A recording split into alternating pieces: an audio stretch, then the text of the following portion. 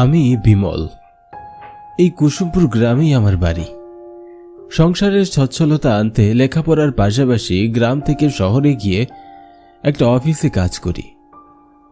Office শেষ করে রোজ পায়ে হেঁটেই বাড়ি ফিরি। আজ অফিসে কাজের চাপ থাকায় দেরি হলো।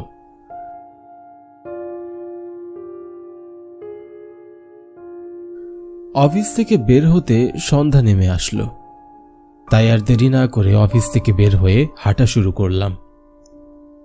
রাস্তায় বেশ অন্ধকার, তার মধ্যে আকাশটা ঘন কালো মেঘে ছেয়ে আছে। কখন যে বৃষ্টি নামে বলা যায় না। সন্ধ্যা নামতেই গ্রামের মানুষগুলো সব মুরগির মতো ঘরে ঢুকে ঘুমিয়ে পড়ে।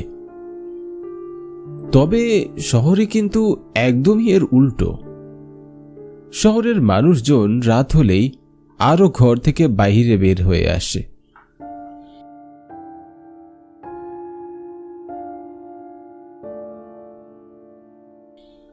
মনে মনে এসব কথা ভাবতে ভাবতে হঠাৎ মনে হলো আমার পিছনে কারো উপস্থিতি আমি অনুভব করলাম। আমার মনে হচ্ছে আমার পিছনে কেউ হেঁটে আসছে।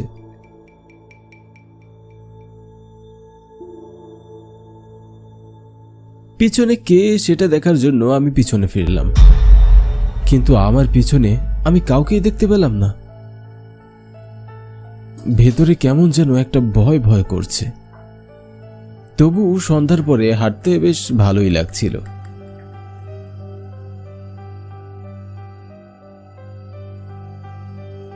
হাঁটতে হাঁটতে বেশ কিছু দূর চলে আসলাম। পথের মধ্যে আচমকা ঝিরিঝিরি বৃষ্টি শুরু হলো। সামনে রতন কাকার চায়ের দোকান, তাই একটু বৃষ্টি জোরে আসতেই রতন কাকার চায়ের দোকানে ঢুকে পড়লাম।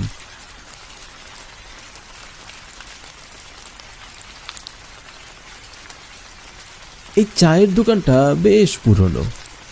রোজ অফিস থেকে বাড়ি ফেরার পথে এখান থেকেই চা খেয়ে শরীরটা একটু চাঙ্গা করে তারপর বাড়ি ফিরি। রতন কাকার হাতের চা বেশ মজা, তাই তো প্রতিদিনই এই দোকানে মানুষের ভিড় পড়েই থাকে। রতন কাকা বেশ রসিক মানুষ।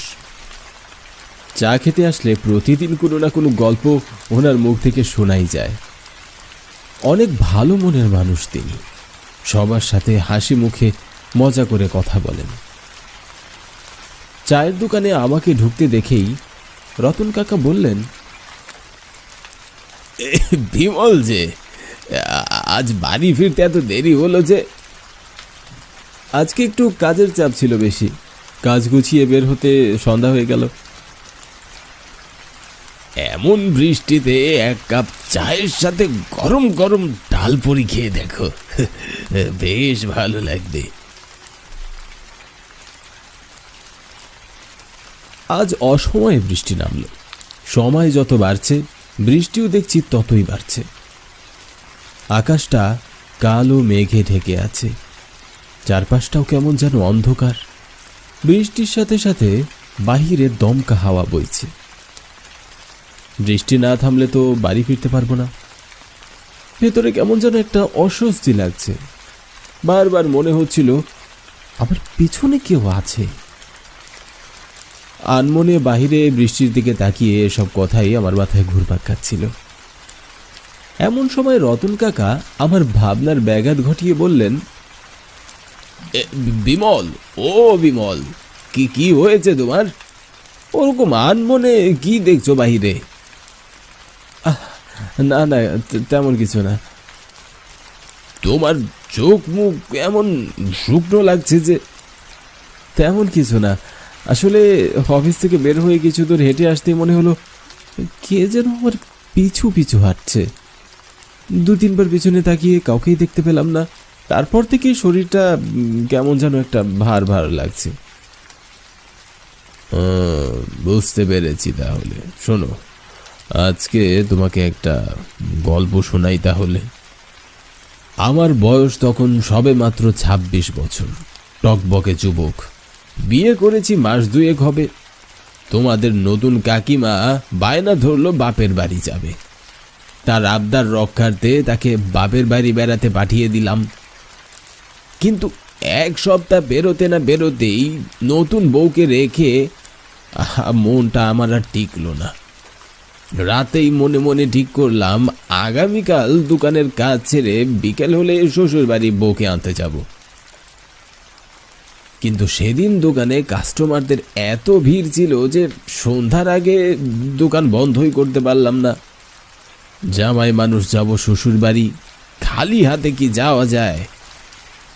তাই রওনা দিলাম বাজারের দিকে। সেদিন ছিল রবিবার, হাটবারের দিন। সেদিন বেশ ভিড় জমেছে হাটে, মানুষের আনাগোনা তো চলছেই, কি আর করার। আমি ভিড় ঠেলে হেঁটে গিয়ে হাট থেকে মিষ্টি বড় দেখে 2টা ইলিশ মাছ আর ব্যাগ ভরে বাজার করে রওনা দিলাম শ্বশুর বাড়ি। চারিদিকে বেশ অন্ধকার নেমে পড়েছে। এদিকটা কেমন যেন নিরিবিলি নিস্তব্ধ হয়ে আছে, চারপাশ খা খা করছে পুরো পরিবেশ। আশেপাশে কোনো ঘরবাড়ি বা কোনো মানুষজনও পেলাম না। সামনে ঘুটঘুটে অন্ধকার। আজ আকাশটাও কালো মেঘে চেয়ে আছে। আকাশে যেন চাঁদ বা তারার কোনো দেখাই মিলল না। কালো অন্ধকারের মাঝে শুধু ঝিঝি পোকার ডাক কানে ভেসে আসছে, যেন গা ছমছম করার মতো পরিবেশ।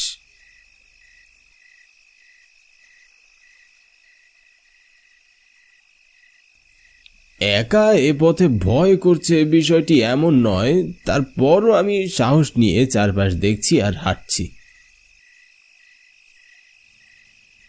হঠাৎই আকাশ গড়িয়ে বৃষ্টি শুরু হলো। বেশ বিদঘুটে একটা ব্যাপার।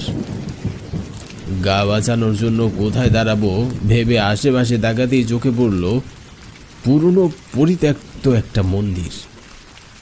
মন্দিরের দরজার কাছে গিয়ে দাঁড়িয়ে বৃষ্টি থামার জন্য অপেক্ষা করতে লাগলাম।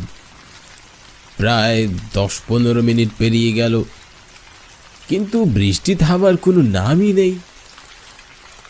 এদিকে আমার যেন কিছুতেই আর তর্স হয়েছিল না। এক সময় ভাবলাম বৃষ্টিতে ভিজেই শ্বশুর বাড়ি রওনা দেব।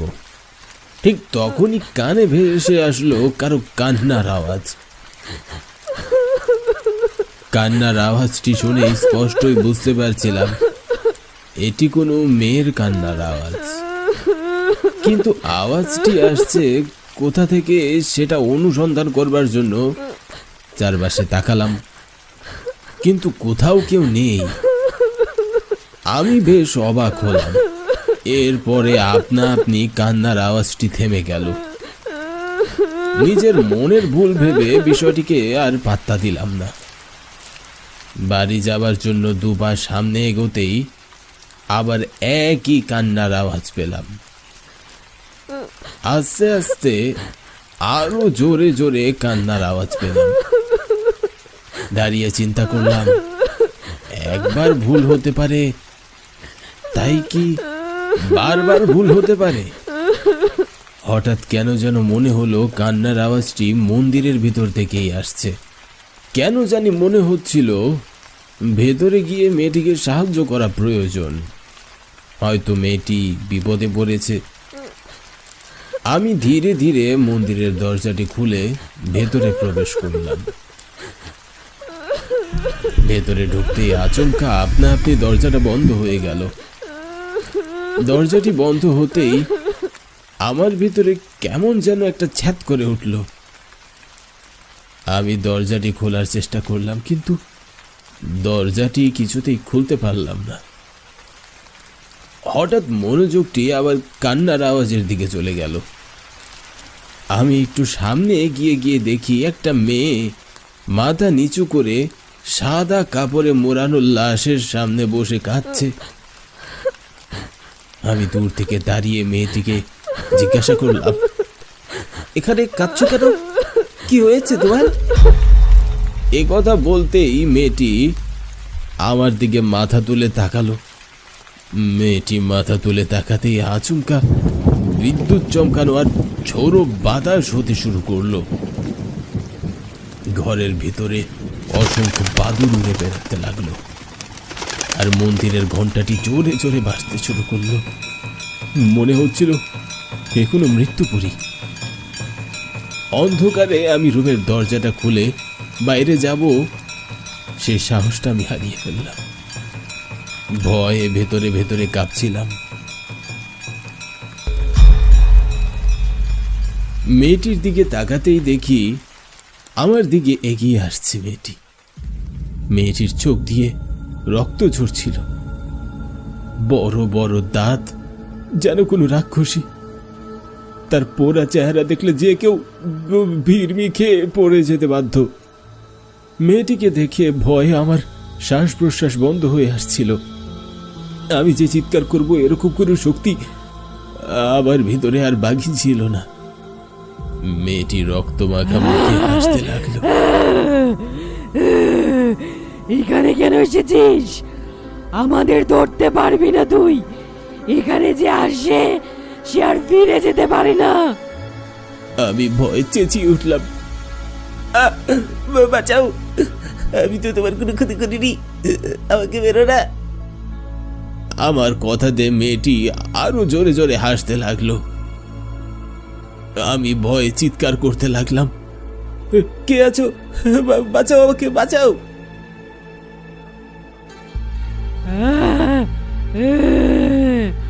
খুব ভয় করছে এখন, তাই না? তোর গাড়টা যখন মটকাবো তারপরে আমাদের তো বেঁচে থাকার সুযোগ দিলি না। এখন তোকেও মরতে হবে আমার হাতে। তোমার কোনো ভুল হচ্ছে, আমি তোমার কোনো ক্ষতি করিনি। কি হয়েছে তোমার? জানতে চাস? তাহলে শোন। এই গ্রামে রঞ্জু নামে এক কৃষক ছিল। আমি হলাম তার বউ। বেশ সুখেই দিন কাটছিল আমাদের, কিন্তু নদী ভাঙনে আমাদের সব ফসল জমি নদীতে বিলীন হয়ে যায়।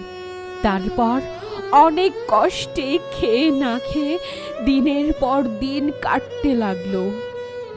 একদিন জমিদারের কাছে গেলাম, তার কাছ থেকে কিছু টাকা ঋণ নিয়ে পরের জমি বর্গা নিয়ে চাষাবাদ শুরু করলাম। সেবার ভালোই ফসল ফলল, কিন্তু ফসল কাটার আগ মুহূর্তে এক রাতে শিলাবৃষ্টি হলো। শিলাবৃষ্টিতে জমির সব ফসল নষ্ট হয়ে গেল। তখন আমাদের মাথায় হাত। জমিদারের ঋণ পরিশোধ করার সময় ঘনিয়ে আসলো। একদিন জমিদার টাকা নিতে তার লোক পাঠালো। লোক আসা টের পেয়ে সেদিন আমরা দুজনে পাশের বাড়িতে লুকিয়েছিলাম। রাতে বাড়ি ফিরে দেখি আমাদের না পেয়ে বাড়িতে থাকা দুটো গরু নিয়ে যায় জমিদারের লোক। এভাবে কটা দিন কাটতে লাগলো। কিছুদিন পর আবার জমিদার দল বল নিয়ে হাজির হলো পাওনা টাকা নিতে। রঞ্জু টাকা দিতে পারবে না জানালে তারা আমাদের শেষ সম্বল ঘর বাড়ির জায়গাটুকু দখল করে নিল। আমরা তাদের হাত থেকে বাঁচতে দৌড়িয়ে মন্দিরের আশ্রয় নিলাম। মন্দিরের এই রুমে ঢুকে ভেতর থেকে দরজা আটকিয়ে দিলাম। তারপর জমিদারের লোক আমাদের খুঁজতে খুঁজতে মন্দিরের ভেতর ঢুকলো। তারা টের পেল আমরা দুজন এক রুমের ভেতর। আমাদের বের হয়ে আসতে বলল। আমরা বের হতে অপারগতা প্রকাশ করলাম। তখনই তারা দরজা ভাঙা শুরু করলো। আমরা কেউ কাউকে ছেড়ে বাঁচতে পারবো না, তাই উপায় না পেয়ে রুমের ভেতরে দুইজন আত্মহত্যা করলাম। তখন থেকেই আমাদের আত্মার বসবাস এই মন্দিরে। আর এই রুমে কেউ ঢুকলে সে আর জীবন্ত বের হতে পারে না। তোর কপাল ভালো, তোকে ছেড়ে দিলাম। এ যাত্রায় বেঁচে ফিরলি, দৌড় দিয়ে পালা এখনই এখান থেকে, না হলে তোর ঘাড় মটকে খাবো। তো বৃষ্টি তো থেমে গিয়েছে, এখন সাবধানে বাড়ি যাও, আর ভয় পেও না, তোমার কিচ্ছু হবে না।